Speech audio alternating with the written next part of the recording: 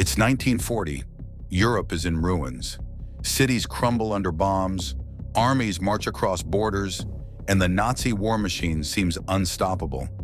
And in the middle of this chaos, a single man is about to change the course of history. Not a general, not a soldier, not even a trained spy. Just an ordinary man with an extraordinary imagination. His name is Juan Pujol García. He was born in Barcelona, Spain, in 1912. Quiet, polite, idealistic. He hated fascism. He hated totalitarianism. And after seeing what his country endured during the Spanish Civil War, he decided, I will fight tyranny in any way I can. But Juan Pujol was no warrior. He wasn't trained to fight. He wasn't even particularly brave in a physical sense. What he did have, however, was creativity and a deep, burning sense of justice. When World War II broke out, Pujol made a bold decision. He wanted to become a spy, to help the British fight Nazi Germany. So he marched into the British embassy in Madrid and made his pitch. I want to spy for you, he said. I can help defeat Hitler. They looked at him like he was mad. A Spaniard with no experience? They politely declined. Thank you, but we have our own agents. Most people would have given up right there, but not Juan Pujol. If the British wouldn't hire him, he would make them notice him another way. He decided to become a double agent, entirely on his own. He would pretend to work for the Nazis while secretly feeding them false information in hopes that the British would eventually realize how useful he could be. It was insane. It was dangerous. It was, frankly, impossible. But Pujol was about to prove that sometimes the most powerful weapon in war is imagination. He walked into the German embassy in Madrid and offered to spy on Britain. To his surprise, they accepted. They gave him a crash course in espionage, invisible ink, and ciphers. Then they sent him on his first mission. Go to London, they told him, and report back on British military activity. There was just one problem. Pujol couldn't go to London. He didn't even have a visa. So instead, he went to Lisbon, Portugal, and pretended he was in London. Using tourist brochures, British newspapers, and sheer creativity, he began writing long, detailed reports. He described imaginary troop movements, ship departures, and morale among soldiers. He added subtle touches, bad weather, tea shortages, even gossip from pubs. And the Germans believed every word. To make his stories more convincing, he invented an entire network of sub-agents. 27 of them, all fictional. He gave them names, backgrounds, personalities. There was Fred, a Welsh nationalist, Gerald, a disgruntled Royal Air Force pilot, and Mrs. Brown, a widow who gathered gossip from officers. Each of these imaginary spies sent reports to him, and he forwarded them onto the Germans. He even wrote letters of complaint about his fake agents, saying they sometimes missed deadlines or demanded more pay. He was creating an entire world out of thin air, a web of lies so detailed it became real in the enemy's eyes. Eventually, British intelligence began noticing strange German communications, referring to a supposed agent in London who didn't exist. They dug deeper and realized that this phantom spy was sending information that came from Lisbon.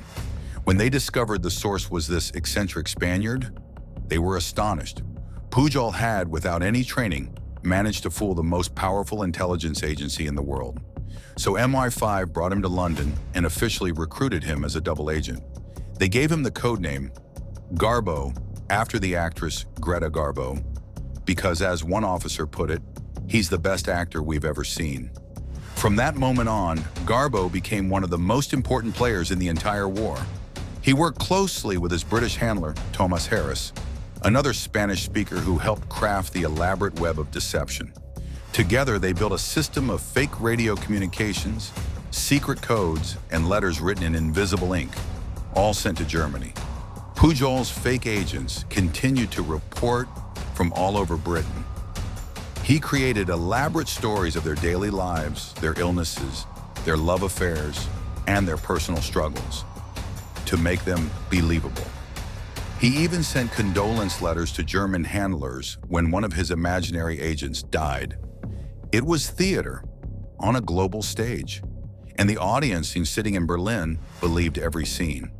By 1943, Garbo was so trusted that the Germans paid him a full salary to manage his non-existent network. They sent him money for agent expenses, which he dutifully turned over to WW2. They even gave him a medal, the Iron Cross, one of Nazi Germany's highest honors. Imagine that, a man working for the British receiving one of Hitler's personal awards. The deception reached its peak in 1944. The Allies were preparing for Operation Overlord, the D-Day invasion of Nazi-occupied France. But they needed to keep the Germans guessing about where the invasion would happen. That's where Garbo came in. Through his fake network, he sent message after message to Berlin, describing massive troop buildups in the southeast of England, implying that the invasion would happen at Calais, the narrowest point across the Channel.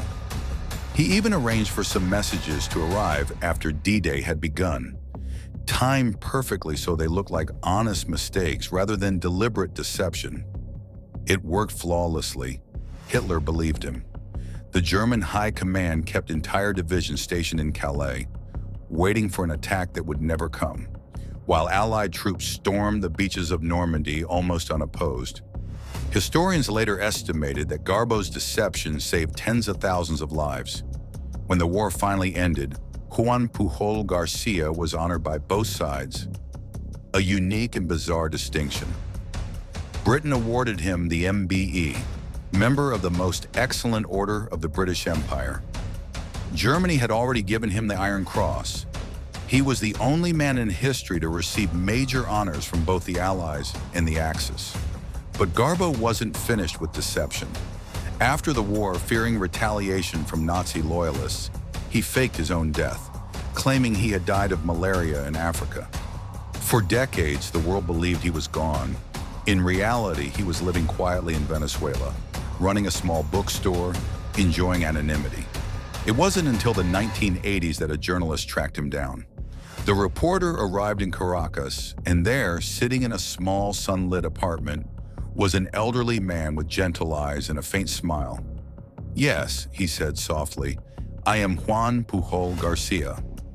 He told his story, not as a boast, but as a reflection. He spoke about his belief that truth and lies are both powerful tools, but that in his hands, lies had saved lives. He said he never wanted fame or recognition, only to stop cruelty and war. Today, historians call him one of the greatest spies of all time, not because he killed or captured enemies, but because he proved that information, even false information, could shape the fate of nations. He built an army out of imagination.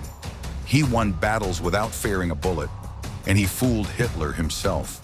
Juan Pujol García, codename Garbo, the spy who never existed, the man who lied to save the world.